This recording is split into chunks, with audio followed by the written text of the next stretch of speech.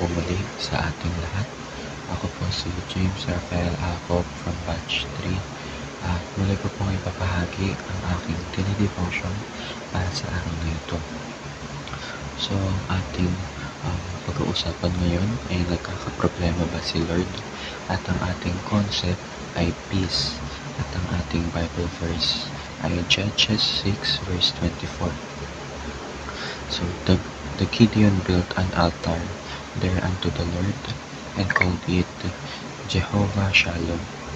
And to this day, it is yet in Ophrah of the abyss times. So, Jehovah Shalom, alam mo ba yung ibig sabihin nun? Ang ibig sabihin po nito ay the Lord is peace. Pero minsan, sa gitna ng dami ng problema natin, pagdating sa pamilya, sa school, sa health, sa finances, napapaisip tayo na, Lord, hindi ka ba nababahala? Hindi ka ba nag-aalala sa lahat ng kaguluhang nararanasan natin? Pero alam nyo, hindi kailanman nagkakaproblema si Lord. Ang peace ng Diyos ay hindi tulad ng tahimik na kwarto o peace and quiet. Pag nagre-review ka, ang kapayapaan ng Diyos ay hindi passive. It's not just the absence of noise, it's the presence of God's order and sovereignty. Sabi nga sa 365 daily devotions natin na seminary edition na peace as a divine attribute means that God is completely separate from all confusion, chaos, or disorder. Kahit magulo na ang buong mundo, si Lord payapa. Hindi siya nagpapanik, hindi siya nagkakaproblema. At ang ating first teachings ay God's peace reflects sovereign control.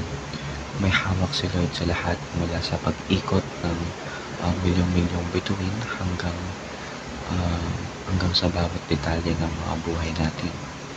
Walang sablay, walang nakalimutan. Kahit sabay-sabay ang problema mo, hindi siya naguguluhan.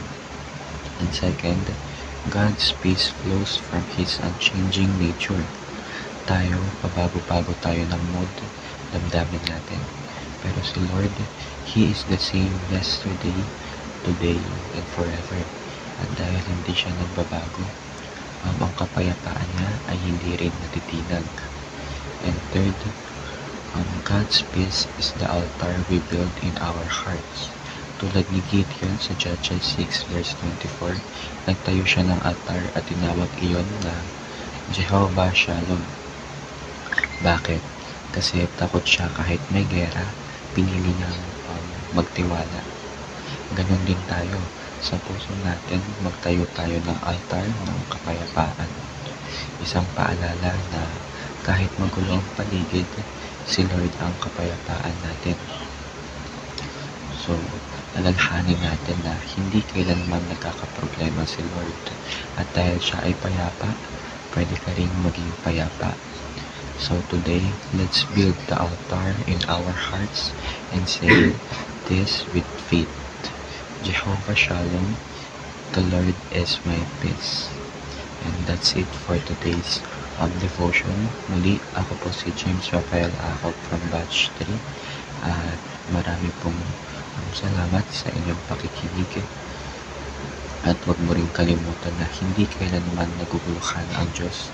Sa Kanya may kapayapaan. At shalom po sa ating lahat. And God bless us all.